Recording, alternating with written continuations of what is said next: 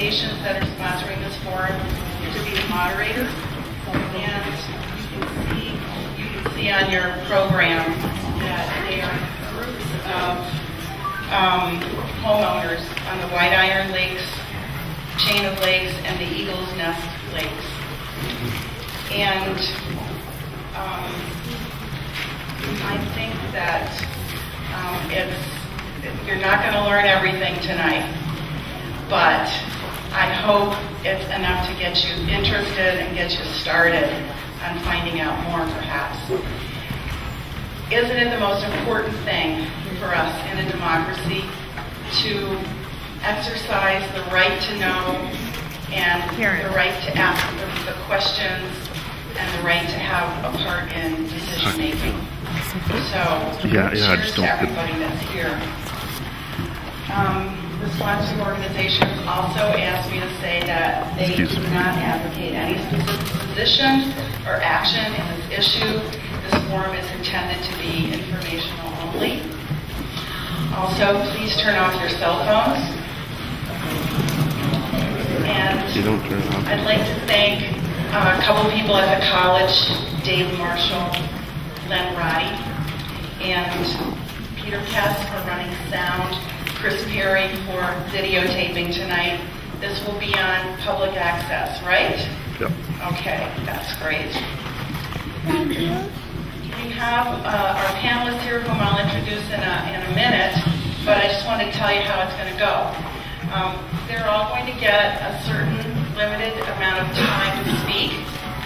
Frank has twice as long because he is the only industry representative up here. So the committee decided on that. And after that, there'll be a 15-minute break during which, well, we hope that you're going to be writing questions as they come up for you. And some people will be bringing some cards, and if you need them, pencils down the sides and passing them across. And so if you have a question, then you can pass those up at the end of the first section. We'll have a 15-minute break. We're going to try to categorize these questions so there's not too much redundancy and so that all the different areas might be covered. So these are the areas that the committee came up with as, you know, maybe a way that you could look at your question, sort of frame your question in one of these areas. Also, you can also ask a specific panelist a question. If you don't, I or the people that are with me with questions will probably direct it to somebody else or maybe ask who wants to answer it. You know, that's going to be a little more casual.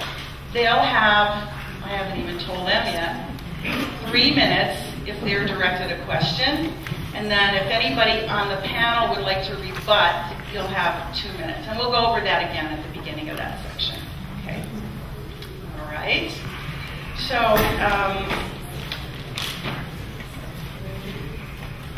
I'm not up on this issue, and I don't want to really take. I did a bunch of research on what was going on, but you know, I really am not that knowledgeable, and I think these people will probably be good enough at telling you. So I'm going to skip that part and just introduce people. And thank you so much for coming today. As you can see, a lot of us want to know what's going on or what may be going on in the future. So first of all, here is Frank Ongaro, and he's from Duluth. He came up from Duluth, and he's the executive director of Mining Minnesota, and he'll probably, will you tell them what that organization is? And there's a lot of information here. I don't see why I need to read this to you, because you have it all. So thank you, Frank.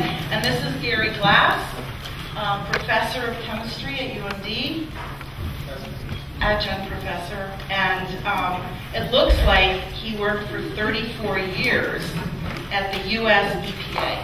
Is that correct? Okay. Bob Taman is a retired miner and a concerned citizen who's, I guess, done a lot of research on this subject. And Nancy Schultz is from Fond du Lac Band and is the water projects coordinator there and has helped the band develop a water quality program. Let's give them all a hand.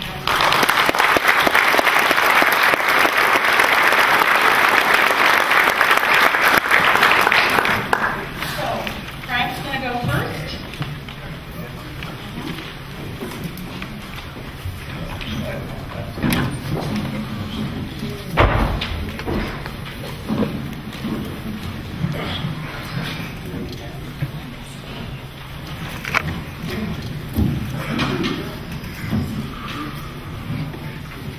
My time hasn't started yet, so.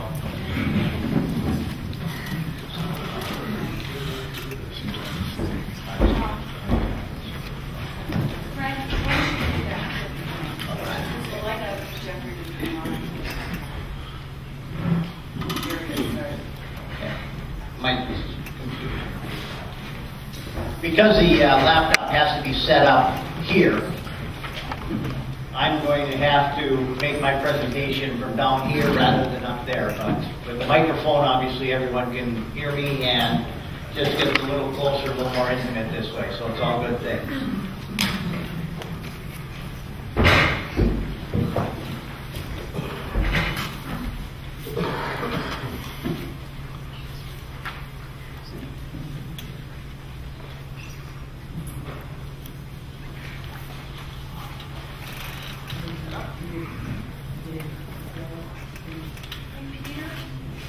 Down a little bit on the slides.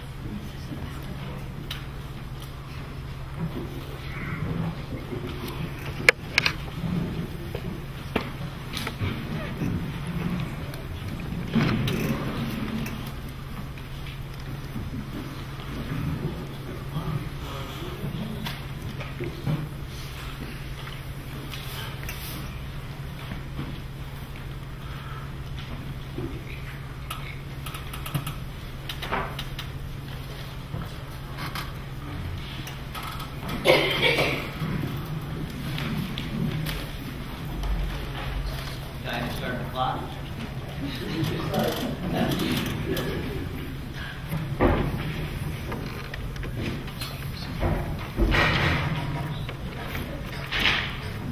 Can everyone hear me okay from here?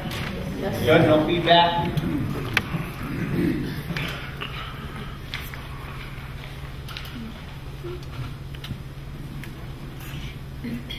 Then I'm ready to start.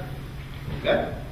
All right, I want to thank everybody for being here. Tremendous turnout for a Saturday night in July. Coming to something like this means there's interest and attention, and that's a tremendous thing. I want to thank White Claw and Eagle's Nest for hosting this. Public information is always important. I'm going to talk a little bit about minerals, demand, environmental issues, and economics. And I think it's important to understand the benefits, the risks, the reclamation assurances, and know that in an objective, factual way, because this is going to be a lengthy, open, very transparent process that's going to start this fall with the first draft EIS of the first non-ferrous mining project in the state of Minnesota. First, real quick, what is Mining Minnesota? We're an organization that represents a variety of companies, individuals, organizations committed to sustainable, environmentally responsible, non-ferrous mining in Minnesota. And we work with everyone in the region and the state to promote growth and job creation in Minnesota through responsible development of our natural resources. What is non-ferrous mining? A lot of people question, what are you talking about? Anything that's non-iron. Iron is the taconite, iron oxide, non-ferrous is copper, nickel, platinum, palladium, gold, cobalt, titanium. They're all here. They're all in the Duluth complex in northeastern Minnesota. The companies that are operating in Minnesota right now or have a presence, Polymet Mining, moving toward operation, Franconia Minerals, Duluth Metals, Encampment Minerals, Kennecott Exploration, and Tech Kaminko. So why Minnesota? Well, Minnesota is rich in non-ferrous minerals, probably the largest undeveloped non-ferrous metal resource in the country. Over 4 billion tons of base and precious metals identified so far, and every exploration hole that these companies drill and find more mineralization, that number grows. probably reach 5 billion, maybe even more. It's a huge, huge deposit, and it has global significance. It may very well be the second largest copper deposit, probably representing upwards of 34% of our total U.S. resources, likely to be the third largest nickel deposit in the world, representing about 95% of our U.S. resources, and the second largest precious group metals, the platinum, palladium, etc., deposit representing about 75% of our U.S. resources. Here's a map showing the mineral deposits in red. You see the blue ones on the bottom, some titanium deposits. The third red one up from the left is PolyMet's North Met project, and you can see it's right in the iron formation, right underneath the existing Peter Mitchell mine that is a taconite mine for Silver Bay North Shore mining. So why now? We've known about this mineralization in these deposits since the 60s. Why now? Two things, technology and demand. In the last 15 years, a lot of innovation, a lot of technological advances, the ability to have clean metallurgical processing, making it possible to extract the valuable components, treat, control emissions, and have environmental compliance. The demand reason, global demand and growth, is going gangbusters, not just domestically, but globally. And with that, prices of metals. That doesn't hurt either. Every year, the Mineral Information Institute puts out America's Minerals Baby, and in 2008, every baby born in the United States of America will need 3.6 million pounds of minerals, metals, and fuels in their lifetime. And that's domestically, and that number is growing, not to mention the global demand. But with that global demand comes some issues. Much like the turn of the millennium, when we saw a concern about steel imports and our national security, and much like our dependency on oil with imports, we have a concern of import dependency on these base and precious metals. The U.S. Academy of Science even lists some of these metals as most critical to our U.S. economy. And we have them here, and we have them in abundance. Copper. USGS 2007 estimates we consumed in the United States 2.3 million tons of copper. We produce 1.19 million tons. Obviously, hugely dependent on imports for copper. Nickel, U.S. consumption of 231,000 tons. Production, we produce no nickel in the United States of America. No active mines in 2007 or for years. Platinum, we consumed 93,000 kilograms in 2006, I believe. This is a year-old number. And produced a lousy 4,000 kilograms of platinum. Reminding everybody that your automobile, your computer, these cameras, your cell phones, food processing equipment, medical devices, batteries for hybrid cars, alternative sources of energy. You can't have a wind turbine or a solar panel without a lot of copper and without a lot of nickel. I don't see anybody in our society giving up these things. That demand continues to grow. These are essential. These are important. No matter how much you recycle, we will still need to mine these metals, and we have a chance to do it here. So if this is also great, why is non-ferrous mining an issue? Well, the mineral deposits contain sulfides, and they can generate acidity when exposed to oxygen and water. And you have to have both oxygen and water for that to happen. And if you do, you can get acid rock drainage. Passed around some acid rock drainage information pieces, and you can also download that on our website. Our website's in that threefold brochure that was handed out with a little information about some of the companies and about non-ferrous mining. And if you don't control it, and it happens, yes, it can pollute our groundwater. But it begs the question, can this mining be done safely? And can it be done without harm to the environment? Yes, it can. We have the advanced technologies. Some of the things that benefit are the autoclave, the hydrometallurgical processing that I mentioned. Eliminates the need for smelters. Over 80% of the copper produced in the world is still done conventional smelting, polluting our air, polluting their air, and polluting our air and waters in the meantime.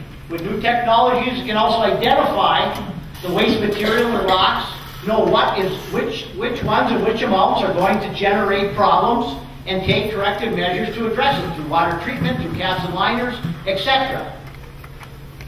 There's a picture of an autoclave, a high-pressure cooker, where the sulfur is actually the fuel. It heats and separates the metals from the sulfur. And in our Duluth complex, we're fortunate that we are largely a sulfur deficient ore here in the Duluth complex. We have less than 1%, I believe, of sulfur in the mineral deposits compared to Michigan's and other states and other countries of 15, maybe even up to 30% sulfur content in their ore bodies. And again, sulfur is the fuel. That creates the heat. They want to capture that sulfur. It separates the metals. Then they can add limestone to it. It neutralizes it, and essentially you're left with gypsum, drywall, maybe even a secondary market for another manufacturing type spin-off in this region. All projects are going to be different, but because PolyMet's are furthest along, they have identified some of the things they're going to do. And for example, they're going to have zero water discharge, reduce wetland impacts. In fact, when they're all done, there will be impartable wetlands. Some of it will be reclaimed, other parts of the reclamation will be expanded wetlands. They need no additional tailings. They're reusing an old site. They have the tailings from the LTV site. Their waste rocks are going to be placed on liners and capped. They're going to have water treatment systems, minimal air emissions, and they will have financial assurance guarantees for closures. Bankruptcy-proof financial assurance guarantees that the state's going to require and does require of mining operations. Minnesota has a history of getting it right. It's not seen as an easy place to mine. A lengthy, extensive process. And when that open meeting process starts this fall, there's going to be several after that where people have an opportunity to participate in that process. And we have the reputation of getting it right the first time, and that's a good thing. We keep hearing, oh, this is on a fast track, this is on a fast track. Nowhere near a fast track. PolyMet has been at this over 3.5 years. They've got over $13 million invested in environmental testing, 30,000 separate analysis, and all of this done in conjunction with the DNR. They develop it. They have the expert and the staff with over 20 years of testing this type of issue. Unfortunately, decades ago, there was a situation where the iron ore company went through the Dunca, had some acid rock drainage problems. They identified it, they corrected it, and don't take my word for it, don't take Bob Tannen's word for what people say. Talk to the regulators, they'll tell you that's doing well right now. They figured out how to correct that. They also don't take the word for themselves. They hire independent contractors, globally recognized experts, to double test the testing that they do, that the companies did, before they even send it to the DNR. There are experts out there, they've identified how to address these issues. The point of all this is regulations and standards are already in place to assure water quality in Minnesota. No additional restrictions are necessary to do this right. Minnesota's had a statute on the books since the 60s, supporting mining and non-ferrous mining, and it's always nice to mention it there. That leads us to the economic benefits of what this will do, this new industry, this next generation of mining for the state of Minnesota. We keep hearing mining jobs won't matter, they won't be great paying, they won't be enduring. It's no myth, folks. This will be tremendous for northeastern Minnesota. It will help stabilize our communities, provide good paying jobs, offer long-term career opportunities, help prevent flight to the urban areas, and provide supplier jobs throughout the region. You know, no matter what you do, if you're an attorney, if you're a teacher, if there's no jobs, there's no families, if there's no families, there's no kids, you can't be a teacher, there's no kids to teach, there's nobody to represent legally. I get emails and calls every week from people in this region, more young people than not, saying, when are these companies going to open? I want a job here. I want to stay here. I want an opportunity to stay here. Well, guess what? It was good enough for our generation. It was good enough for the generation beforehand. I don't know what Bob Tannen's going to say. It was good enough for Bob. He worked in the mines. He had his chance. We want to have environmentally responsible mining and give young families of this generation a chance to live and work here in a mining industry that can be sustained for the next 100 years. You know, you keep hearing about the Powers Report and how an economist from Montana said, mining jobs don't matter, you can grow your economy without them. As a radio talk show host in St. Paul said, B as in B, S as in S. He did other studies for other places, came up with the same conclusion. I guess you get what you pay for. A historical compilation of data with one professor from Montana's opinion expressed, same opinion expressed in other jurisdictions in similar circumstances. I'm not sure we want to be like Montana, by the way. Fortunately, in the state of Minnesota, at the University of Minnesota, we have economists that know a little something about Minnesota and know how important mining is to our state's economy, has been and will be. In fact, they looked at PolyMet specifically, and they talked specifically about PolyMet in addition to their 400 jobs, that they will be providing permanent jobs in the mining plant, 500 spin-off jobs in St. Louis County alone, with an economic impact benefit to our region of $242 million. That's real economics. And Dr. Skurla and Dr. Litchie testified that mining is 30% of our region's gross domestic product, more than twice of the next two industries combined. That's huge. That's huge. You take 30%, again, and Gary, I don't know what he's going to talk about, but he's a school board director in Duluth. You take 30% of your tax base, the docks, the port, just about every business in the west end of Duluth, and you pull that out of your base economy, instead of a $4 million a year hole in your budget, you're going to have a $20 or $30 million a year hole. They also talked about the fact that you don't replace the pie, you grow the pie. We have a chance to more than double the pie with the economic opportunities that these companies are going to represent. And we heard about the boom and bust of this industry and how terrible it is to have boom and bust. Well, the existing industry survived 100 years, and the new industry can survive 100 years. And all industries, Dr. Skurla and Dr. Litchie said, have cycles. Look at the airline industry. Boy, look at the auto industry right now. Even retail. Looks like it's going to be well in excess of a $200 billion benefit to our state. And with some of the deposits that these companies keep finding, this could easily be 100 years or more for generations of opportunity and sustainability for our communities and schools in this region. Hundreds, even thousands of high-paying jobs, hundreds of spin-off jobs for suppliers and vendors, and millions of hours of upfront construction jobs.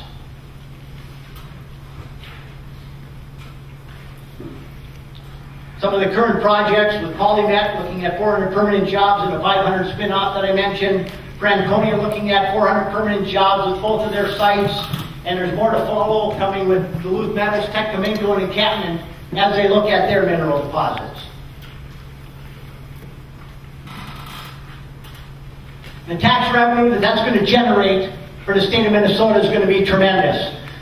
There will be millions of dollars, tens of millions of dollars for this region. Ely, in the Ely School District, know how important, even though mining isn't happening here, those tax dollars are to their school district and their city, millions a year. This can double that and then some, because this also will be for the whole region distributed. And occupation taxes will go to the state of Minnesota, millions of dollars every year. That's important. And Minnesota, being a land trust state, has a permanent university fund and a school trust fund. The Department of Natural Resources identified that the currently identified projects over the course of about 25 to 30 years of operation will generate $1.4 billion to the school trust fund. Those are royalties that go to school districts to hold on property taxes in every school district across the entire state. That's huge for the state of Minnesota. Again, today's mining is environmentally responsible, precise and thoughtful. In the case of PolyMet, they're going to use the brownfield, and it's committed to preserving Minnesota's natural resources for generations to come. Now, when the open meetings and the draft EIS start, every project's going to be different, but get involved. Learn the facts. Again, don't take my word for it. Don't take Bob's word for it. Don't take anyone's word for it. Get involved, participate, comment, be part of the action, because there is misinformation out there. In fact, this little brochure you see in your hands, and it's on quite a few organizations' website, this Orange River here is actually a creek in Pennsylvania. And a lot of the examples of bad past practices you hear about, and this industry has had terrible past practices. No doubt about it. But most of the examples used are the type of mining that's not even being proposed here, or operations that haven't operated since World War II. We've got a lot of new technology. Even the picture of the Flambeau mine, if you go to the DNR of Wisconsin's official website, right next to that picture is a picture of this mine closed up. It looks like a park. And their DNR website says it's a successful closure. So again, don't take my word for it. Don't take anyone else's word for it. Find out all the information for yourself. Real information, real facts. And even with all that, unfortunately there are some groups that have decided to be closed-minded and have already decided no matter what the draft EIS says, no matter what the public comment period says, they're going to oppose PolyNet specifically because they're the first project. The Sky Blue Water Group has said they don't care what the facts are. They're going to oppose this mining. And the families from Duluth who are fronting this organization, the Andreessen and the Freedies, have hired a lobbyist, City of St. Paul, former City St. Paul council member Paula McAbee, an attorney, who publicly stated in a recent NPR piece that we don't care, we're going to oppose the PolyNet project. I don't know if they got this vehicle for her to drive or not, but hopefully they check and make sure it has a catalytic converter on it using a little platinum beforehand. But my point is that anybody who simply says, no, not in my backyard, not here, and pushes development off, because mines will be developed, into other jurisdictions that may not have strict regulations. And remember, 80% of copper alone is still being done with a smelter. I don't know if that's environmentalism. To me, that's elitism. Remember, a mine's like a parachute. It only works when it's open.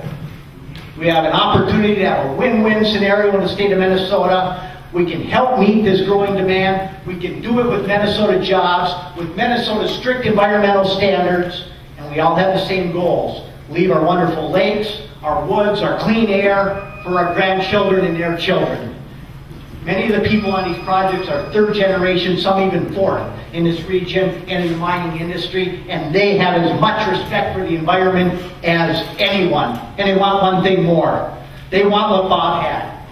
They want what their parents had and their friends. They want the jobs so that their young families in this region can stay here and keep our communities alive. We should hold this up of what type of development. Obviously, form your opinions once you see the draft EIS and once you see the process. But with Minnesota strict standards, we can be a model. We can hold this development up as a model for all development and all mining, not just in the U.S., but globally. Thank you.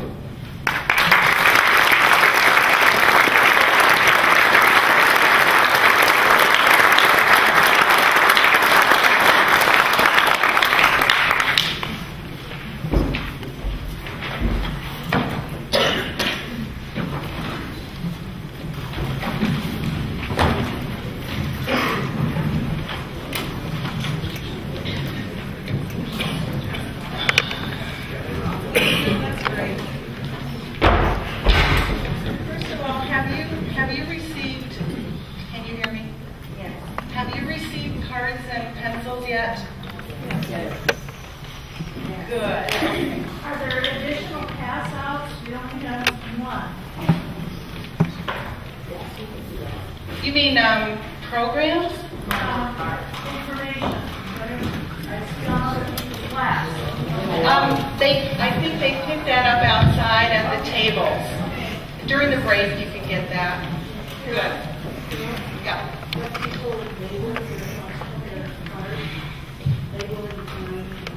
Yeah, would you, if you can, try to use one of these categories at the top of your card, because I think there'll be a lot of cards for the sorters to sort through in a short period of time. Thank you. All right, 12 minutes for Gary Glass. Hello. Thank you for inviting me. I appreciate the opportunity. My impression of Frank's talk was very similar to the kind that I usually give at the universities, talking from the other side of the perspective, how great it is to be protecting the environment and the like, and I cannot let a few of his comments go by without working in a few comments. But that's all right. He's close enough to belt me if he feels like it. The reason that I'm here is because I've worked for the U.S. Environmental Protection Agency for over 30 years, and I'm an ad for the fact that at the Duluth lab, the Environmental Research Lab at Duluth, there is a very large library that I helped build over the 30 years that I was there, 34 years. And you can access it by either visiting the lab or by calling the librarian there to get information. And there is just a wealth of information that spans from the very early days from the sulfide mining, acid mine drainage that's shown in this brochure. That's my first experience there as an EPA employee back in the late 60s, was to visit a researcher. His name is Professor Sicola out in the University of Pennsylvania, studying the acid mine drainage that resulted from a lot of the coal mines in that area. The coal mines would in fact uncover and make sulfide ores, which are part of the coal, available to the groundwater, and that groundwater would then leach those materials out by adding oxygen to oxidize the sulfide, the sulfuric acid, and then that would mobilize the metals in that groundwater system. And so when presenter said that it can happen, in fact it does happen, it will happen, it is a fact. There's no question that it won't happen. And so I wanted to assure you that there is just so much known about the chemical nature of sulfide ores and what will happen when you dig them up, expose them to air, because it's an air-solid reaction that takes place, generating sulfuric acid, and then when it rains, that forms leachate. It leaches these materials out of the solids. There's so much known about this, it's volumes and reams. So in my experience, started with Dr. Sikora in 1970, proceeded then into the 80s, where I studied acid rain impacts. And the relevance between acid rain and the acid mine drainage is very similar in that in acid rain, you very slowly add the acid to the atmosphere, and that atmosphere then washes the surface and very slowly starts the process of acidification, where it neutralizes the alkaline materials present, and when those alkaline materials are gone, that acid then mobilizes the metals and shifts them downstream, exposing them to the toxic metals that are present. So, but before I go any further, I want to say that when I first learned about the interest in sulfide mining, I agreed that in many ways the potential for extracting these metals is like a good thing. It's almost as good as sliced bread, but you wouldn't want to feed that bread to the fish, because that in fact will cause a very negative reaction.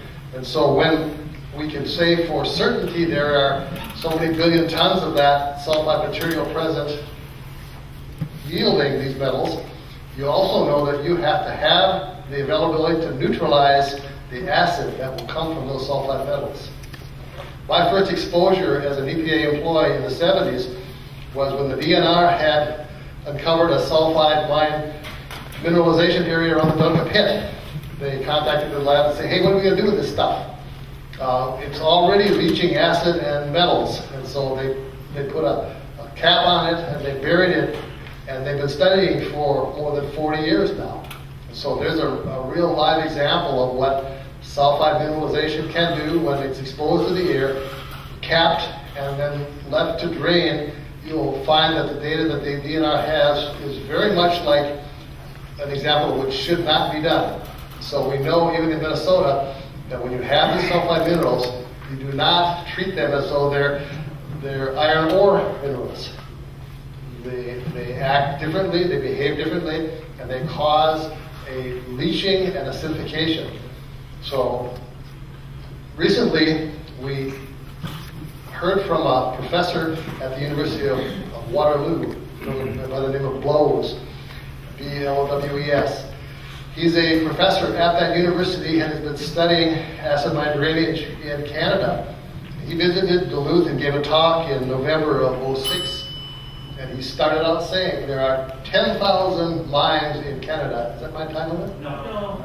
10,000 mines in Canada, and every one of those 10,000 mines has an acid component in either the surface or groundwater that has yet to be controlled and needs to be controlled. And so his whole 20-year career as a geochemist has been aimed at designing reactive barriers where they'll come in and they'll dig out an area where the groundwater is seeping through that material, and they'll put in a reactive material to neutralize the acid and to absorb the metals. And he's done that on more than 150 different mines of those 10,000, and he feels he's got a pretty good handle on how to do some remediation after the fact. Now, the mineralization that we've got, and the mining industry says they're going to do it right the first time in Minnesota. And I am the first one to say, yes, it is very possible for that to happen. But then don't keep asking for variances in the standards.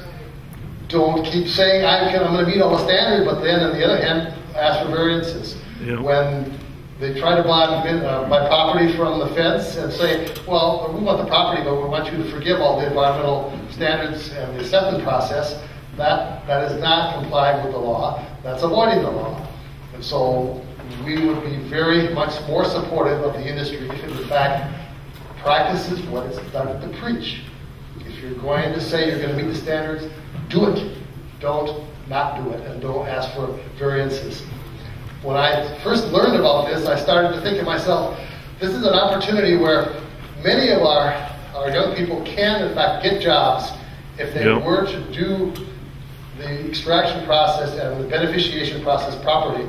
It would take the same kind of mining people that we have today, plus a whole new group that knows how to do the chemistry properly, chemical engineering. If they're going to do the extraction and beneficiation and protection the way they need to do it at every single site, that will take more jobs, more people, more technology, and new technology. So there is a real positive side of this, like sliced bread. It's going to be beneficial, but it's only going to be beneficial if we make sure we have all of the pieces put in place. And I'm not here in any way to be a cheerleader for the industry. I have been fighting to have the proper environmental constraints and mitigation put on different processes from the very first days where I started at the lab and helped get Reserve Mining Company out of Lake Superior. So we know by dealing with the problem beforehand, it's much more cost effective than to try to deal with them afterward. So when you hear that they're going to solve all the problems, recognizing that there is not a single hard rock sulfide mine in Minnesota operating, so it remains to be seen whether Minnesota can do it right the first time. But only if they say, at every juncture, where is that sulfide material? Where is it in the waste rock? Where is it in the spent rock? Where is it in the extracted materials? Every one of those spots provides an opportunity for oxygen in the air to react with the sulfur, make sulfuric acid. The next rain to wash it into the groundwater, and the groundwater moves at a rate of 2 meters to 2,000 meters per year.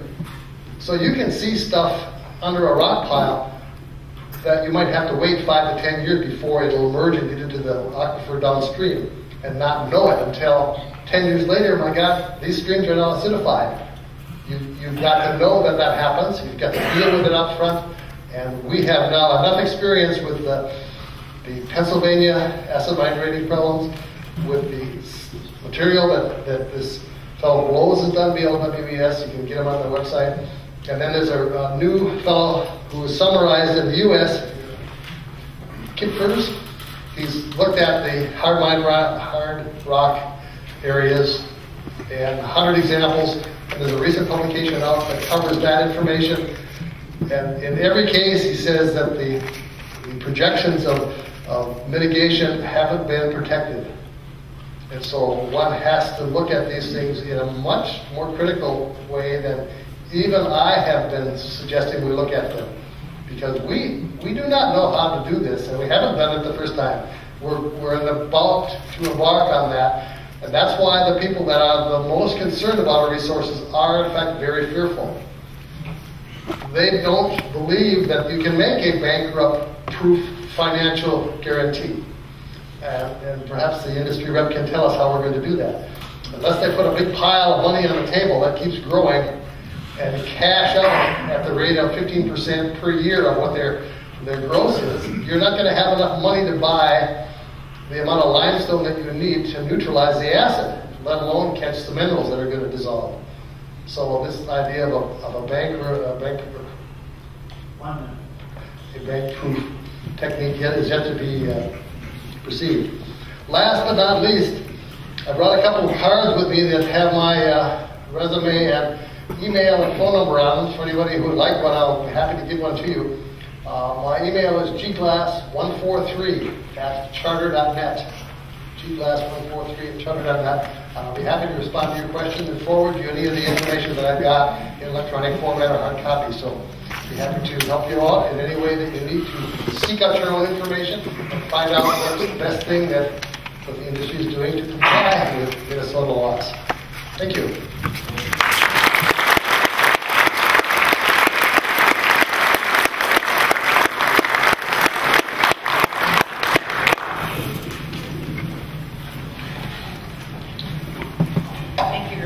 Jerry. Nancy? Go ahead. Thank you. Sounds like we're on. Can you hear me? Well, good evening, everybody. Once again, thanks to those that invited me to come participate in this forum tonight. You may be wondering why somebody representing the tribe is sitting up at the table tonight.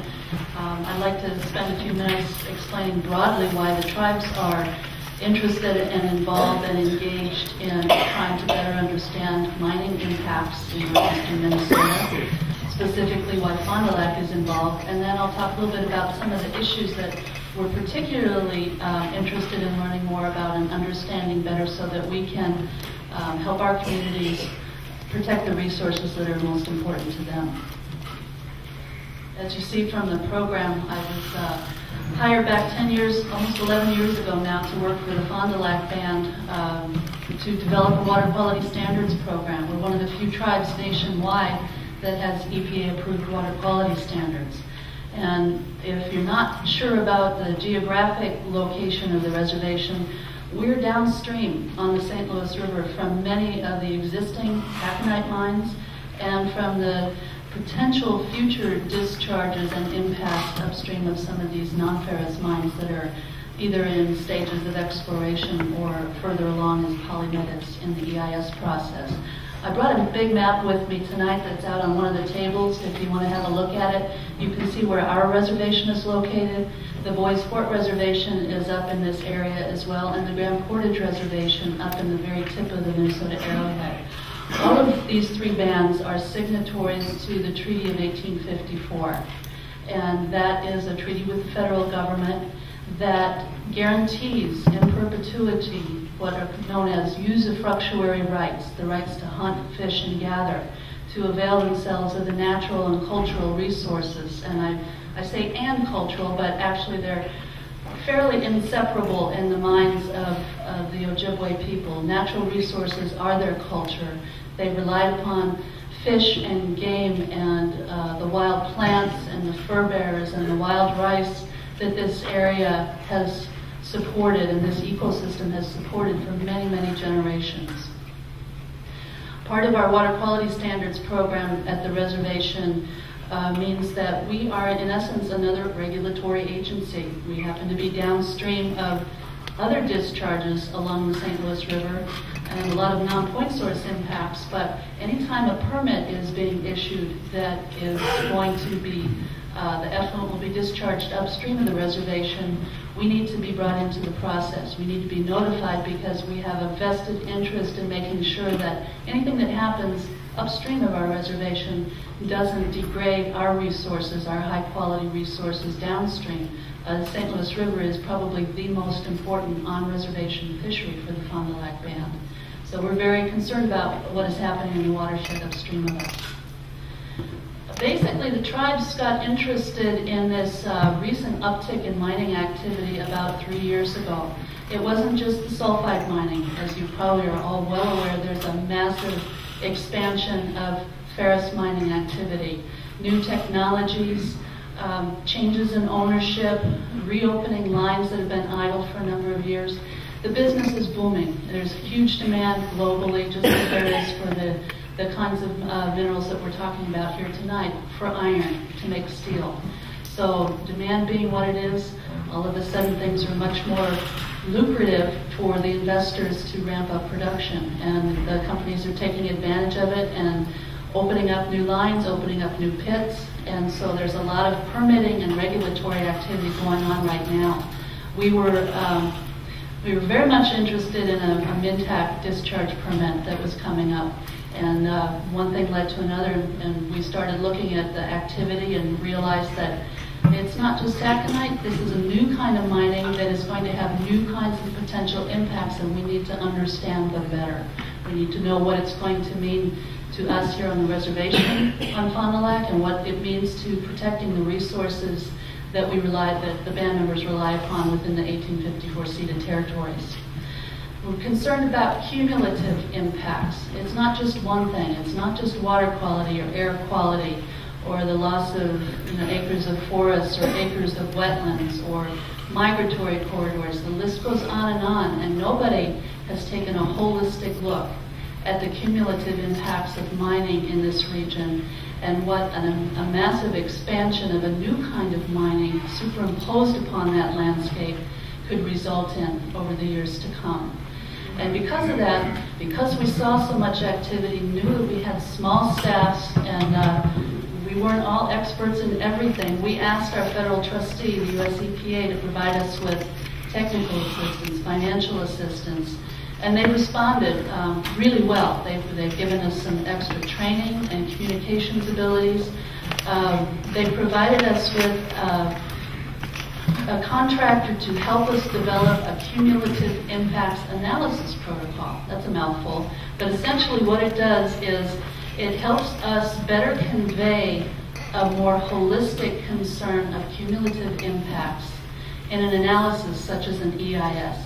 Let's not talk just about what are the cumulative air impacts of a polymet project, for instance, or what are the cumulative water quality impacts of a PTAC, for instance. It's looking at what is going on in the entire landscape and having a better sense of what an individual project might do to reach some sort of a tipping point that would affect a resource to the point where it goes into a decline that we can't recover from. We're concerned about the financial assurance. That subject has been brought up already by the previous two speakers. The report that Gary Glass mentioned from Jim Kuipers that came out about 2 years ago. Jim Kuipers was in the mining industry for a number of years and then has since gone on to work as a contractor and now works both for himself and on contract with the EPA headquarters in Washington.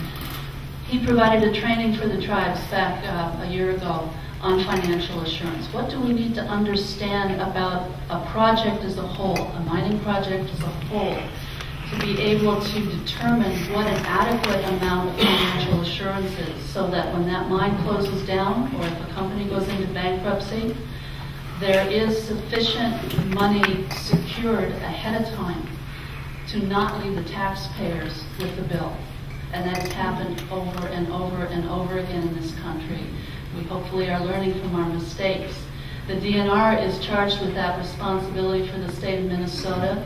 They have guidelines for how they do financial assurance and have applied it in the ferrous mining industry and are learning that they need to tighten up on that, because you've been left with some problem areas there that are nowhere near as significantly dangerous to the environment as a cleanup problem at a sulfide mine. And so we've asked EPA to provide Jim Kuipers as an expert to assist Fond du Lac and the DNR and the other cooperators on the PolyMet EIS to understand and come up with an appropriate amount of financial assurance. I should back up a little bit and say that we requested from another federal trustee, the U.S. Army Corps of Engineers, to be invited in as a cooperating agency on the EIS process. We felt it was important enough with this first sulfide mineral mining project to be engaged at that level, so that we thoroughly understood the analysis that was going in, the planning that was going in, so that we weren't just the recipients of a draft EIS at the end of all of that, raising concerns that we felt were probably not going to be part of the discussion if we were not involved. Those cultural resources, the natural resource usage from the perspective of tribal people who have depended upon those resources for generations in ways that are different than non-tribal community members. So as a cooperating agency, we've had a seat at the table and have been able to review those technical documents and come to understand the planning and the thought process and the analysis better than we would have if we were just waiting for the draft EIS to come out. We are specifically, with the PolyMet project, concerned about wetland impacts. Granted, when this was first proposed, there were significantly more acres of wetlands that were likely to be impacted. They have reduced it. It's under 1,000 acres now, potentially. But those of you that live up in this landscape understand that not all wetlands are created equal. And the kinds of wetlands that you could expect to see on the site at the end of the mining, whenever that is, sometime in the future, are not the same kind of wetlands that are being impacted if this project goes forward. And there are a lot of things to consider in the quality and function of those wetlands that will be impacted. To their credit, they are reusing an industrial site, an old mining site, for their processing plant. But the area that they're planning to mine is an area that is still supporting high-quality forested wetlands and bog wetlands. If you're following some of the other high-priority environmental issues of the day, you're thinking about global climate change and carbon emissions, the other side of that equation is carbon sequestration. And there's very few areas on land that are as efficient in capturing and holding large amounts of carbon as the kind of peatlands and forested wetlands that we have up in this part of the country. So that's an issue that we're raising as part of the analysis and discussion at this stage. And we're worried about water quality impacts. Even though the mine as it is designed and planned right now will not have a discharge to surface water, it will have groundwater impacts. And in closure, we're concerned about acid mine drainage because it will be an issue and it will need to be managed. And we're not certain at this point whether those treatment technologies will have to be applied in perpetuity. So just in closing, I got my 1-minute warning. There is not yet a track record in Minnesota for permitting a mine like this. There's been some discussion, and all I hear in the press and on the TV news reports is that these companies plan to follow Minnesota's very strict environmental regulations. Well, until they've been tested, we don't know if they're strict enough. And so the tribes are working very closely together to ensure that process is being followed and that the specific concerns that we have are at least being heard at this point. Thank you. Vietnam Veterans Memorial. Are we on now? Yep. You might wonder why I started a discussion of copper mining with mention of Vietnam. It was because my time in Vietnam was a powerful education for me, and it's probably what put me up here tonight. When I went into Vietnam in 1965, I had a rather rare perspective because my unit, the 173rd Airborne, was the first regular Army unit to go into Vietnam at the start of the big build-up of a war that lasted 10 years. There are reports, by the time I went in, that said it was a mistake to go into Vietnam. Those reports were from government, from consulting corporations, from think tanks. Those reports went to the highest levels of government. They went to the president. They never went to the American people. We never got the facts. When I came home from Vietnam, at the end of my tour, we had 2,000 casualties. There are 58,000 names on that wall out there. 58,000 of my fellow veterans died for a mistake. 58,000 died because we didn't have the facts. Now let's talk about copper mining. Do we have the facts to justify opening up a strip mine in our wetlands? Might it be a mistake? I'll start with that quote from the mining company. They say we will meet or exceed Minnesota's stringent environmental regulations. I do not believe Minnesota enforces strict environmental regulations.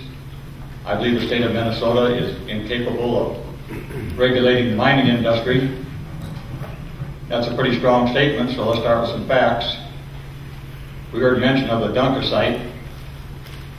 The state of Minnesota knew by 1975 they had an acid mine drainage problem there. The heavy metals were going into Birch Lake. They started working with the mining company to clean it up. How long do you think we waited to get that completely cleaned up? We're still waiting. The commissioner of the Minnesota Pollution Control Agency still writes a waiver every year because they're still leaking toxic effluent from time to time into Birch Lake. How about the Mintac tailings pond? U.S. Steel said that the water in their tailings pond is so dirty, they're having trouble using it to recycle through their process in the plant. They want to dump it into our public waters. What's not widely publicized is that they're already leaking millions of gallons every day of that polluted water into our public waters. The permit they have for discharge expired in 1992. How long did we wait for them to write the new, possibly more stringent permit? We're still waiting. The Dunker site had a discharge permit that expired in 2005. How long did we wait for the state of Minnesota to write another permit? We're still waiting. In addition to surface water, there's groundwater. Our aquifers, serious business. In 2004, the Duluth News-Tribune reported on the lead-contaminated grease barrels buried on a site on the old reserve property. The state of Minnesota cleaned that up. It was also reported there were several other sites, lead-contaminated grease barrels all around the range. How long did we wait for those sites to be cleaned up? We're still waiting. A spokesperson for the Minnesota Pollution Control Agency said they don't have the money or the resources to clean up those other lead-contaminated grease barrels. If the state of Minnesota doesn't have the resources to police the iron mining industry, do you think there's a chance in hell they're going to be able to regulate a bunch of copper miners? No. I've been talking about environmental issues. Let's go to economic issues. The people, especially in Ely, like to say we need mining because we want to have prosperous schools again. We have quite a history. My wife Pat started teaching here 44 years ago, and she tells stories about the good old days. Students didn't buy pencils, didn't have to buy paper, didn't have to buy crayons. The school was prosperous, the mines got a lot of credit. People say, let's have mining so we can have prosperous schools again. But that was ancient history. Let's talk about some more recent history. Picture the city of Virginia, surrounded by profitable operating taconite plants. Now think back about a year and a half. Pat and a lot of other people were working the phone banks, asking people to vote for a referendum to raise our taxes to keep our schools operating. And to the credit of the Ely voters, they passed that referendum. Now think about Ely surrounded by profitable taconite plants. The Virginia School District had to pass a referendum even before Ely did. There's no longer a direct connection between profitable mines and prosperous schools. This is the next generation of mining. The rules have changed. And we talked about jobs. Of course, it was said that I retired from the mines. I worked in the mines. I retired from the electrical industry. I spent the last 15 years working on other projects. But as far as those mines being good jobs, it's more accurate to say they're decent paychecks. A lot of the miners are working shift work, 24 hours a day, 365 days a year those mines run. A lifetime of working shift work shortens your lifetime, that's been proven. We should discuss mesothelioma. Remember a year or so ago, the big news stories about the state of Minnesota Department of Health had information that dozens of miners were dying from mesothelioma. They sat on that information for months and months and months because they didn't want to embarrass their friends in the mining industry. It's been a few years since I took Economics 101, but I still remember the concept of opportunity cost.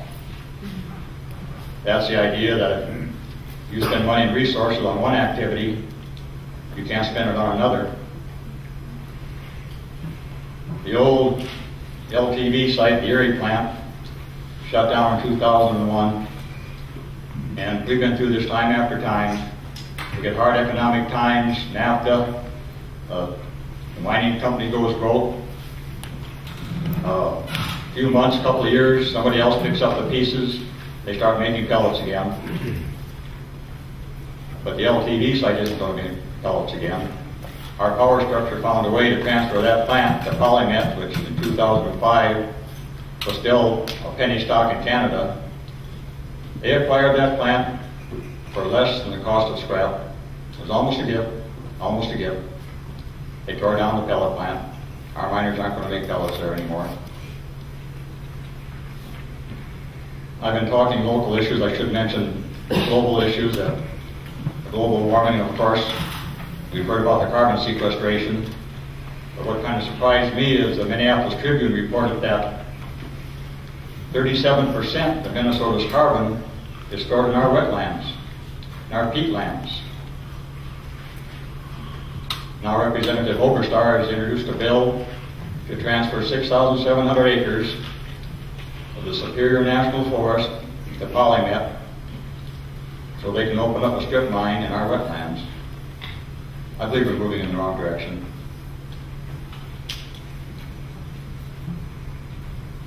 I'd like to finish by talking a little more about Birch Lake. It's a great family lake. 30-some years ago, Pat and I took her nephew Joe out there to do a little fishing. He was about 10 years old. As soon as Joe hit the lake, he saw all those frogs. He said, "Uncle Bob, can I use frogs for bait?" I said, "Yeah, fine, Joe." I gave him a 5-gallon plastic bucket. He went on the frog roundup. I suppose he made pets of his frogs because a couple hours later when I'm ready to go fishing, Joe says, "Uncle Bob, do I have to use frogs for bait?" I said, "No, Joe, you can do whatever you want with your frog." He threw his froggy friends back in the swamp and we used them for bait. A couple of years ago, we had the great pleasure of taking Joe's little boy Dalton out there. He was 10 years old to go fishing. And you know, it's always great to take kids fishing. But there was a change this time. The frogs are gone.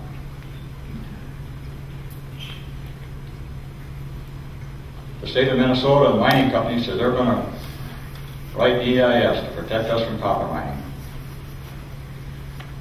They don't even know what happened to our frogs. Before we open up in the strip mine in the Superior National Forest, I think we should know what happened to our frogs. Thank you.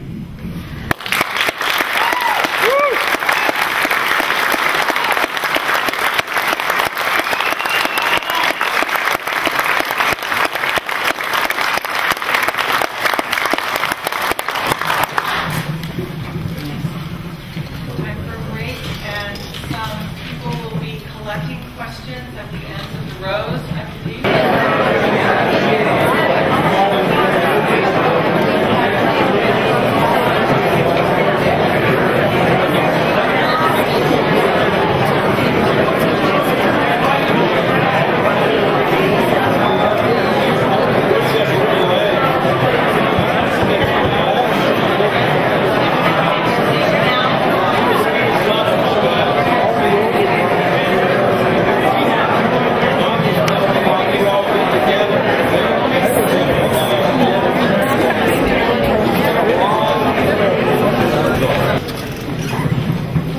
Well, we are overwhelmed with questions and working feverishly to try to create some order here. And we're just going to plunge into this and hope that it's balanced and fair and that some of our questions are answered. We've also just, in talking up here, decided that we need to keep these questions and find some way to try to create a space for people to answer them who might want to answer them somehow. So be looking for some information about that. I think the people who are putting on this forum feel a sense of responsibility for doing as much as they can, and maybe some longer range or larger meeting, forum, seminar kind of thing needs to happen. There's so many questions here. I'm going to ask, it seems like a lot of these would be directed toward Frank, but we're looking for others. There are others too, but Frank, are there any safe non-ferrous mines now operating in the country? And that would be in quotes, I think, on this question, but I don't pretend. Anywhere else in the country? Yeah, you gave me your mic. I don't pretend to have all the answers to all these questions, and so in areas where I'm not certain, I'm just going to say I don't know. To my knowledge, right now, what is operating, I can't speak to. I'm familiar with these projects here. I'm told I cannot defer to people who have industry experience and knowledge that happen to be sitting in the audience, but at least people from Polymet Mining, Duluth Metals, Franconia Minerals are here and have indicated that they will be here at the end of the question and answer session in the back in the entry area to talk about specific answers to specific questions. So what's the answer? You want another answer? Yes.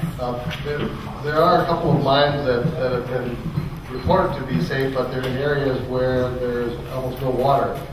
So if they operate in a desert area or California or something, then that is obviously one of the things you have to look for is the amount of water presence or the amount of precipitation that would be interacting with the tailings. So where you do have those cases, yes, you can have a safer mine.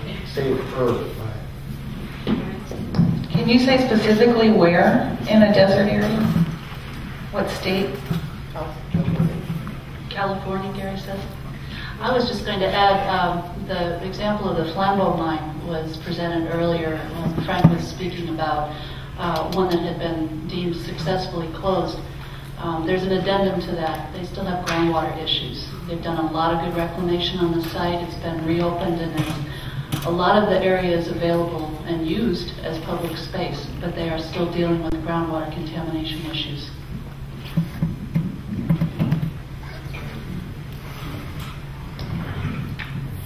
This is not directed at a specific person, so whoever wants it can take it. And we all thought it was a good question. Since we as a consumer society continue to demand natural resources like copper and nickel, if we don't allow mining in Minnesota under properly considered regulation, wouldn't we therefore be guilty of exporting our environmental impacts to other portions of the world with less stringent environmental laws, ultimately resulting in even greater global impacts? Don't we also have a global obligation to environmental concerns? I'd make a brief reply, pretty much following on what Gary said. We have copper mines in dry areas of the country, and Arizona, the outback of Australia, and during the downturn, a lot of those shut down. And they are starting to ramp back up with the prices now. I think one of the important points is we're living in wetlands up here. Tremendous amount of wetlands. And copper market is a global market. No matter where that copper is produced, PolyMet is a Canadian mining company. They're talking about shipping the first copper. I believe it's going to go across to Canada to be processed there. So it's not necessarily that it's going to service our copper needs. And there's a considerable amount of uncertainty in the copper market because it's notorious for being manipulated. If you go on and Google copper market manipulation, you'll have a half an hour of interesting reading because it's one of those markets that the hedge funds like to go after every now and then. And we're living in this bubble economy, so who knows what any market is going to do in the future. I think if we take care of the natural resources we have, we're ahead rather than thinking we have to mine copper for somebody else.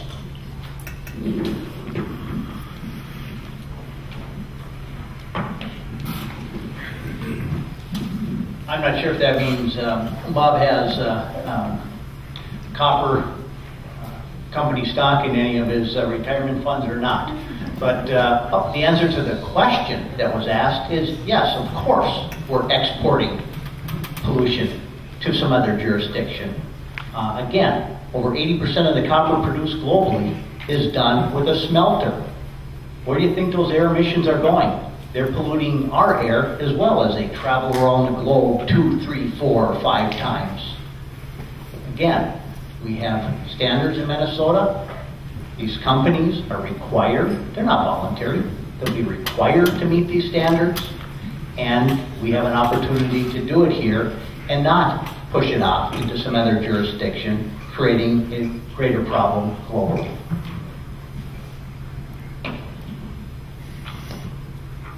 Thank you. Mr. Ongaro, Mr. Glass maintains that we cannot be assured that acid will not get into our water. Can you expand on the technology planned to either neutralize or eliminate or sequester the introduction of acid into ground or surface water? That's a perfect example of a very technical question, and I believe Mr. Glass said we may have the technology to do this, and we may be able to put systems in place that do work. I don't believe it said one way or the other that it was or wasn't. I'll let him respond to that after I answer it to this point.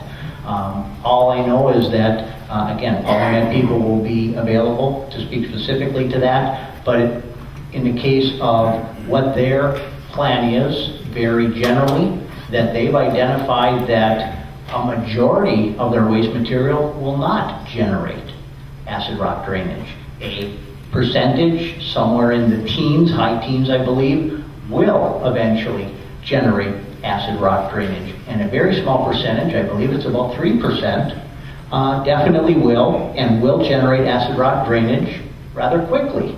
And they are designing their operation to do what's necessary from water treatment standpoint, from liners and caps of stockpiles of waste material to address that issue and show regulators that it doesn't have to get into the groundwater. They've done 89 separate samples, 30,000 separate tests, and spent over $13 million looking at this issue with the regulators. Beyond that, they can tell you more specifics about what their exact operational plans will be. I believe that it is possible to do that. There remains to be seen whether it's going to be practical or whether it's going to be economically feasible to do that. That's the test. But in terms of possibility, sure. We've gone to the moon, we've proved that. You can do this, but normally it'll come down to whether they'll do it on a sustained basis over a time period for their whole process, and whether it will in fact end up being detrimental over time, and that'll be the test. And so the financial assurance has to be high enough with cash on the table to fix the problem if it should develop. That's the real test.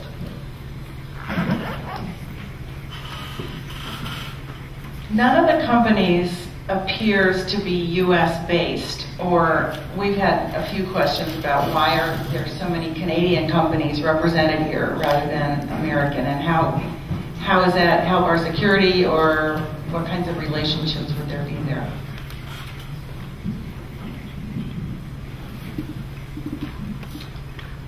Polymet Mining, Franconia Minerals, Duluth Metals, Tecominco, Canadian companies. Kennecott division of Rio Tinto, global company. The bottom line is twofold. First, in the existing iron ore industry, you got about half and half. Half domestic ownership, half foreign ownership. The ownership issue, maybe Canadian companies are a little more aggressive to go after these operations.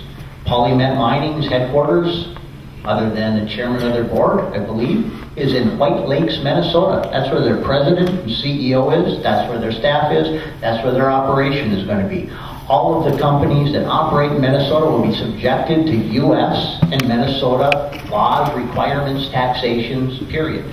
They're essentially U.S. operators. Look at the multinational companies in every industry across every sector that operate in the state of Minnesota.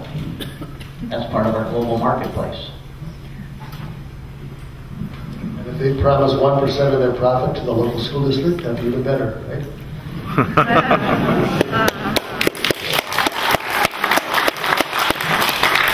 Since Gary brought up the taxation situation, they will be required to pay not 1% of their profit, but 2% of their net proceeds. That's after deductions, everything, to local governments in lieu of local property taxes, to all the jurisdictions in the school districts that are currently in part of the taconite tax relief area. Two mines operating will exceed the $100 million that the current taconite companies pay to the cities and school districts, including Virginia, Bob, that receive a lot of tax, $100 million in current industry. This industry can exceed that doubly for all the cities and schools in this district, 2%.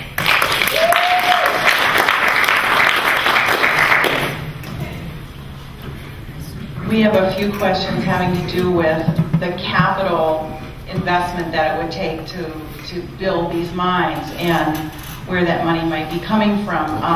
One is if Polymet can't afford to build a hydromet, I don't know what that is, and is putting that on hold for 2 years, how will they be able to afford financial assurances that are needed for these projects? And mining these resources is only lucrative if the costs allow the industry to be competitive. What assurance exists that these local economic benefits can be realized and still have a competitive product in the world market?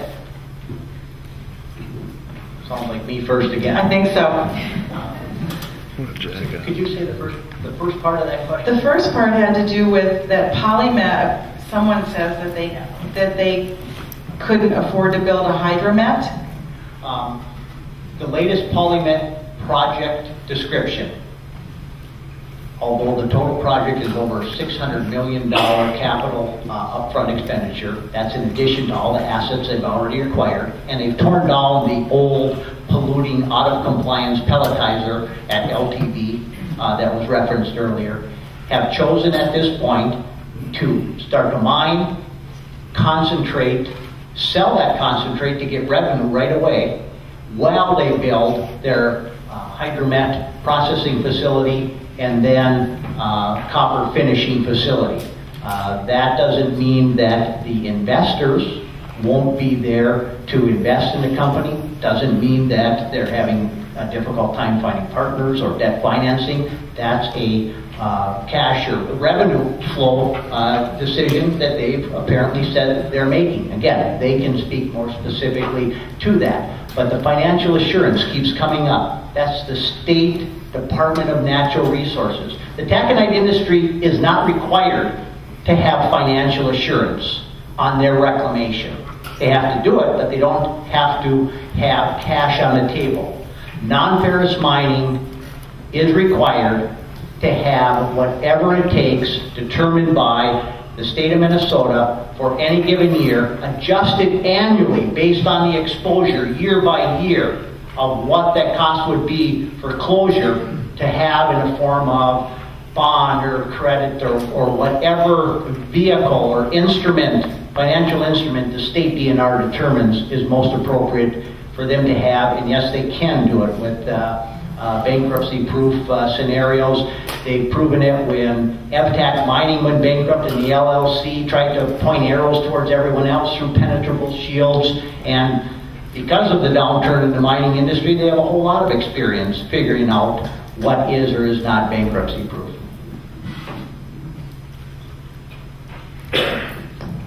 This one's about electricity. It's an infrastructure question. There's been an energy budget. Has there been an energy budget prepared? Apparently the new taconite upgrades are taking more electricity. And the question is, will the non-ferrous metals industry be competing for limited, expensive energy resources with the taconite industry? Will our well-established taconite industry suffer as a result? Now, my understanding is that, again, at this time, only one company has a power purchase agreement in place approved by the Minnesota Public Utilities Commission for electric generating capacity in a non-ferrous operation, and that's polymet mining. The other companies aren't at that stage of discussion, is my understanding, and essentially that means that the Public Utilities Commission, the regulators, have determined that, in this case, Minnesota Power has enough juice to not only do all the taconites that they operate or provide generation for, but also for at least polymet with that power purchase agreement in place.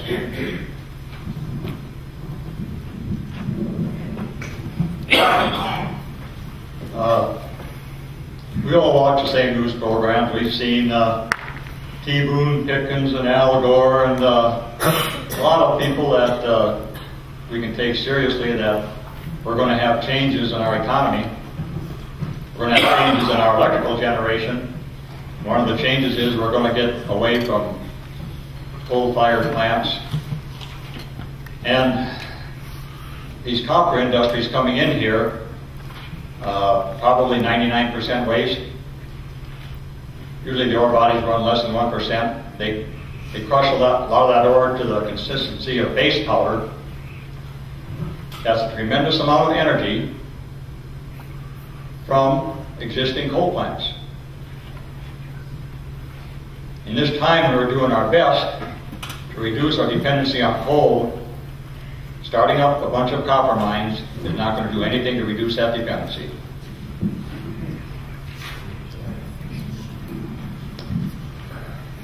This is for Nancy. are there any resources, and I think this person means online or print, that show the patterns of lakes and streams in Minnesota, sort of where the water goes, and also for groundwater flow patterns as opposed to surface streams and lakes? That's a complicated question. I'll see what I can do to answer it. Maybe some of the best resources that you can get quickly online would be through the DNR's website. They've got a lot of maps and a lot of interactive map tools that can direct you to specific watersheds, so you can get a sense of how water moves across the landscape, surface water. And that's an issue we haven't really talked about here tonight a whole lot. Water appropriations. These mines are very water-intensive processes. I'm not going to speak specifically about any one of them, but an issue that has come into play time and time again is the transfer of water from one watershed into the mining processing and then a discharge into a different watershed elsewhere. That's kind of what's going on with the mid-tap discharge. They've got a tailings basin that's perched at a watershed divide going 3 different directions. And that's not uncommon. That's where you put tailings basins, just build a dike wall. So that's surface water issues. You can find good watershed maps probably with the DNR's website. Groundwater is a little trickier. There's been an awful lot of study up here, obviously. In order to know the mineral resources, you need to know the geology and the hydrology. Our own university, both in Duluth, University of Minnesota Duluth, and down in the Twin Cities, we've got big geology programs and have trained lots of geologists that have done a lot of work in mapping around here. The mining companies themselves would be sources of information. But this is a key issue to keep in mind if you are going to truly be engaged and educate yourself about these on a project-by-project basis. The groundwater issues are really important to know and understand. And all of the information that's being gathered right now in the preparation of the PolyMet EIS, there's a huge focus on what's going on with the groundwater, both now, baseline, and what could happen if the project goes forward as it's planned right now. And so there's a lot of information being gathered, and in some cases, maybe not enough in certain key areas. Maybe they didn't sink a test well in an aquifer that's important as a drinking water supply, for instance. So those are the sorts of issues you're going to want to look at closely when you have opportunities to review these documents as they go out for public comment. Minnesota Geologic Society and the USGS are also good sources of information at the state and federal level. Minnesota Geologic Survey, not Society, is doing county geologic atlases, and I'm not sure whether they've done Cook Lake, St. Louis County. I know right now they're finishing up on Carlton, but they're also a really good source of information and lots of really incredibly detailed maps on what is underground here. Great. There are a couple questions here about local jobs and the education possibly required for mining jobs. What would be the approximate educational requirements or percentages? That is, how many of the workers at these new mines, a high school degree would be enough, or a community college degree, or a 4-year degree? Any idea?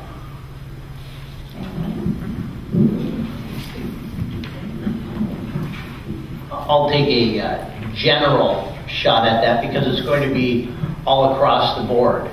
On the, well, I'll even start before the capital construction of a facility. There's probably close to $5 million every month being spent right now in just the drilling and exploration of the companies on their rigs, apprentices, drill operators, everything else. And I know that one of the companies, Idea Drilling, is trying to work with the Mesaba Community College to put a program in place to have that type of post-secondary curriculum. The Hibbing Community College is working with the existing mines, developing curriculum for lifelong learning needs in the mining industry. There'll be a lot of cross skills. Certainly when you start talking hydrometallurgical processing and chemistry and engineering and geology and everything else, you're talking about secondary education or post-secondary education, undergraduate and graduate education. But the construction trades will be doing the capital improvements, and those are all skilled trades. And then in the mines and plants, there'll be a variety of people at different skill levels, but probably education and learning beyond the high school level is going to be required for most job categories across the board for every operation.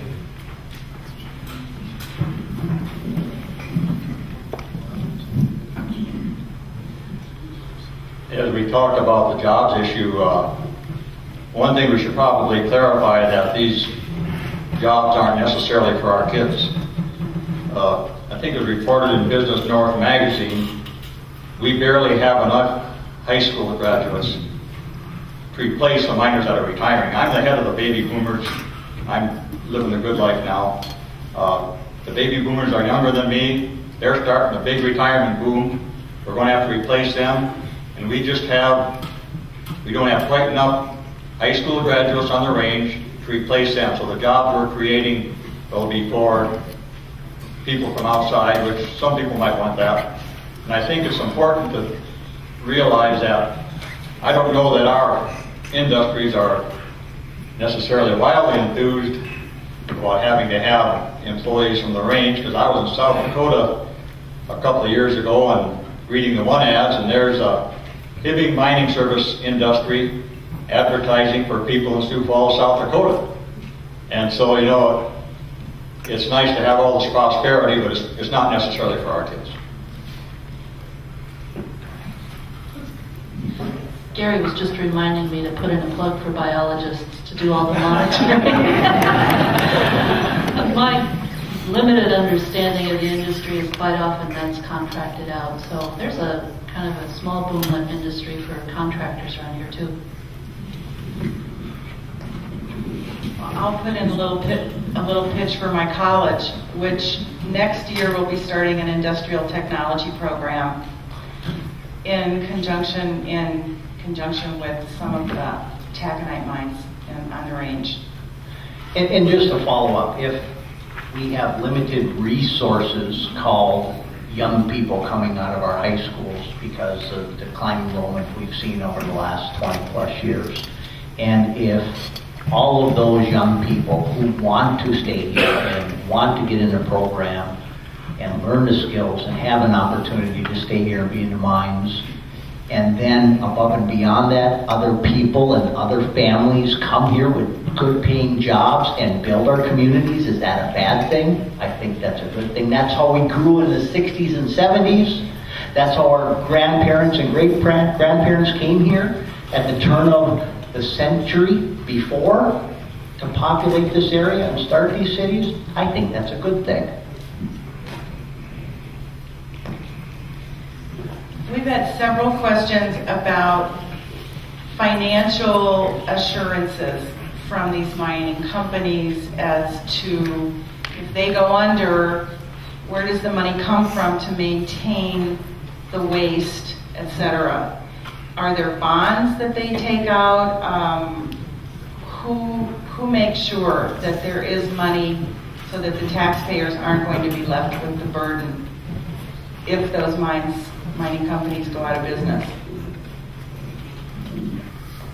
I'll start out again. That is the requirement of the Department of Natural Resources, and I guess I have a little more faith in our state government and our regulators than some people might, but they are required each year to look at whatever financial instrument or vehicle is most appropriate, bond, cash, whatever it might be, to look at the exposure that a company has for future reclamation that could include water testing for years down the road, whatever it might be, characterize what all those are, put a price tag on it, and then require the companies to put up financially in whichever vehicle the state says is most important or is the right way to go to cover those costs and adjust that each year. And it's that simple. It's a state requirement. Again, there are no regulators here. You need to not take our word for it. Hear from the regulators. Let them tell you what needs to be done, when it needs to be done, and how it needs to be done.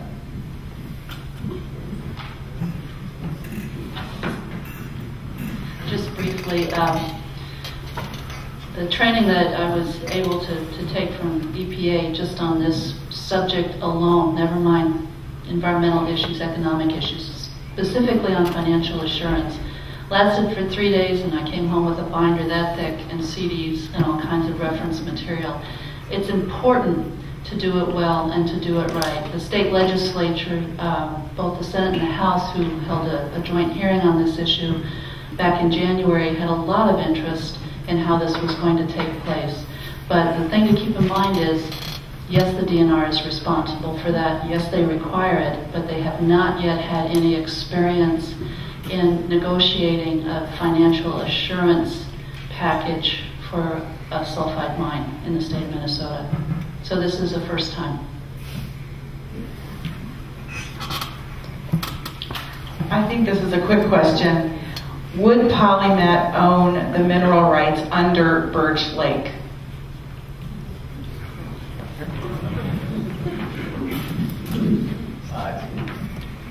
Different minerals, different companies. PolyMet will not be mining under Birch Lake. Franconia Minerals is drilling to shore up its identified resources, and they are the ones that would be looking at mining in the Birch Lake and under Birch Lake, as the question described. I believe they are a mix of private and school trust fund minerals. Yes, no? A nod, yes. So there would be private ownership that royalties would be paid to, and they would have to pay income taxes on that to the state, and school trust fund lands that would go into the school trust fund that I mentioned that would generate revenue for property tax relief to every school district across the state of Minnesota. This is for Gary. What specific research studies have been conducted on the processes for removing sulfide that would be used in these mines, and who did them, and is there any way to get a hold of them? I believe the reference I gave to David Bowen, B-L-O-W-E-S, at the University of Waterloo, Canada. He's spending his career developing remediation for sulfide mine types of processes.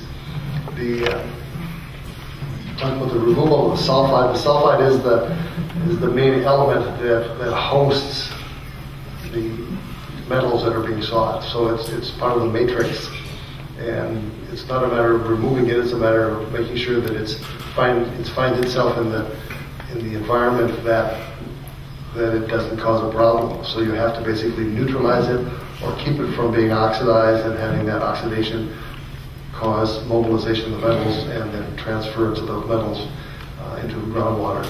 So that's a step process that you really cannot stop because it's part of the nature of the element. And the elements in these cases are not destroyed, they're only changed and transformed. But this Professor Bowles, B-L-O-W-E-S, University of Waterloo, email me and I can forward you the link if you can't find them on Google. I believe this will be the last question. In view of problems with methylmercury inhalable particulates that could cause cancers and mesothelioma for workers, carbon dioxide, sulfuric acid mist, and toxic emissions, this person was prepared, by the way, from the autoclaving process, why do we not have a moratorium on sulfide mining in the state until we have laws to protect human health and the environment? And this person mentions that Montana prohibits sulfide mining if water has to be treated into perpetuity, and that Wisconsin requires a company to prove that a similar process used elsewhere has produced no environmental damage over a 10-year period, implying that Minnesota does not have these kinds of regulations. I don't know, who would want to address that question? Okay. My response will be quick. Minnesota has regulations in place that cover every aspect of mining, including non-ferrous mining, closure to start. A moratorium is just not needed. No additional restrictions are necessary.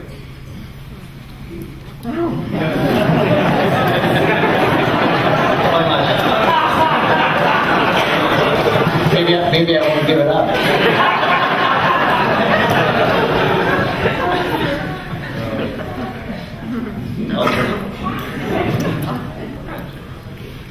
Minnesota has a copper nickel study. They spent about $20 million creating this pile of reports as to how to develop the sulfide mineralization. And that was done in the late 80s and early 90s. And it's even developed to the point of the type of environmental impact statement that would have to be done. There's plenty of knowledge out there that shows that this material is an environmental hazard that has to be handled very carefully. And so there is a lot of concern, and legitimate concern, that we haven't done it yet. And it's all true.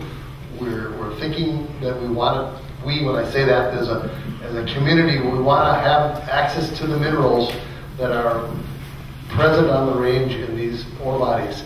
But it's the kind of thing that you have to be careful what you ask for. If you start developing them in the same way that the Canadians did, or the same way that the miners did in Pennsylvania, and you don't deal with the issues because of the nature of the piece that you're releasing, you'll end up with a very bad problem. And so it's really a matter of making sure that you're doing it right and doing it right the first time. And so Wisconsin is playing a conservative role by saying, show us first a successful mine that doesn't cause problems within the first 10 years. That's not a bad approach. And so if these companies want to get going, I say put a pile of money on the table in gold that can recover all the acid that they would generate in a 10-year period. And after that 10 years, if they've shown that the acid has not been produced, then they get a portion of their gold back. The rest stays on for the next 100 years.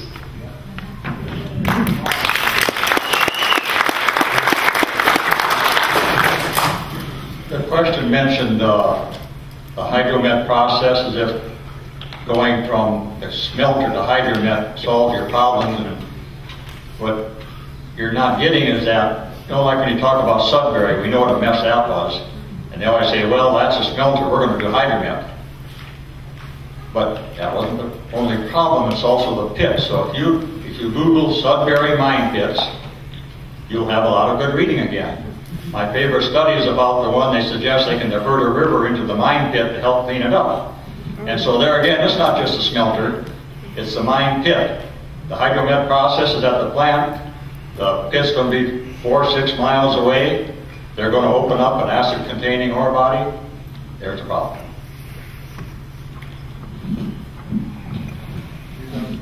Yeah, downstream. I have to be really careful because I have to remember who I'm representing, and I'm going to try to not get into state politics because I don't represent the state, even though I'm a citizen of the state. Montana enacted those regulations, that legislation, after a long, sordid history of being burned big time, probably as badly as any place in the United States. So they did that based upon their experience. We know enough now, decades later, how to do it better. But the state has also, within its charter as statehood and the DNR's purview to develop mineral resources for the state of Minnesota. There's tremendous political pressure to develop resources within the state of Minnesota, including our mineral resources. There's a lot of political pressure by the mining companies to be able to get at and use those reserves and make a profit. And that's the way our economies work. So it's not surprising to me that that legislation has stalled when people have attempted to introduce it at the Minnesota legislature. And I'll leave it at that. That's it, unless you want to stay and talk to the panelists out there. So let's give the panelists...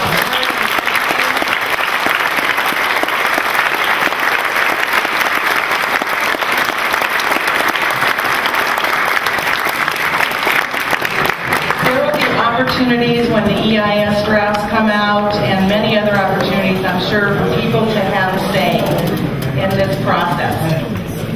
Bye.